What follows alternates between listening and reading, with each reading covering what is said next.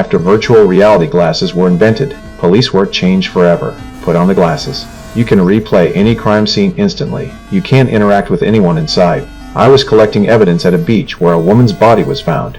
Suddenly, an electric current flashed through. Next second, a ghostly figure appeared. As the figure slowly became solid, I saw who it really was. It was my wife who died 20 years ago. I couldn't help shouting out loud. She turned around like she actually heard me. I rushed toward my wife, then crashed straight into the real room's wall. The virtual glasses showed no malfunction after checking, but I thought maybe it's because my wife 20 years ago also died on this same beach. The two cases' virtual spaces somehow overlapped. The tech team shot it down immediately. Julie's case hasn't been virtualized yet. I went home disappointed, but couldn't stop thinking about what happened. I went back to the station, entered the beach again. I found my wife standing alone watching the ocean. I called out to her immediately, but she didn't recognize the current me. After talking briefly, I learned it was also nighttime on Julie's side. Time was synced between both sides, and Julie had 11 days left before her death. I told Julie everything, but she didn't believe me at all. Thought someone was pranking her. She turned to leave. To make her believe me, I told her tomorrow's game score prediction,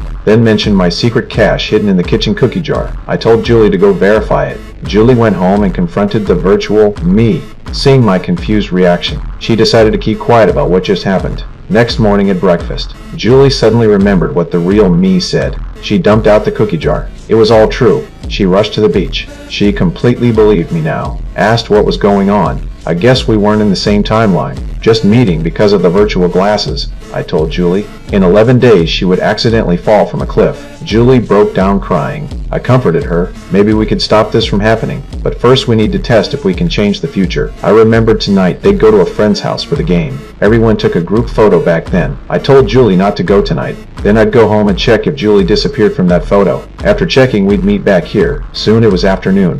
The virtual me wanted to take Julie to our friend's house. This time Julie said she wasn't feeling well, and I dug out the photo at home. After the game ended, I was thrilled to discover Julie had actually vanished from the photo. We did it. I told my wife to buy a ticket out of town tomorrow, then meet here at 1 o'clock. I'd check her death file. If the date disappeared from the file, that meant my wife would be saved. Next day, I kept checking the drawer, looking at my wife's death file. Suddenly, I noticed the date on the file changed, but it didn't disappear. It moved up 2 days. Julie, who was supposed to die on the 19th, now died on the 17th. I told Julie what happened. Julie immediately lost all hope. She thought this meant she'd die no matter what. I told her not to panic. Since the date moved up 2 days, the file must have other changes. We started examining the file right there on the beach. Then Julie noticed in the photo, she was wearing a pearl ring on her finger. I was shocked because I'd seen that ring on the dead woman's finger earlier. I immediately pulled up the image. The two rings were identical. My face turned serious. I told Julie her death wasn't an accident. Someone murdered her.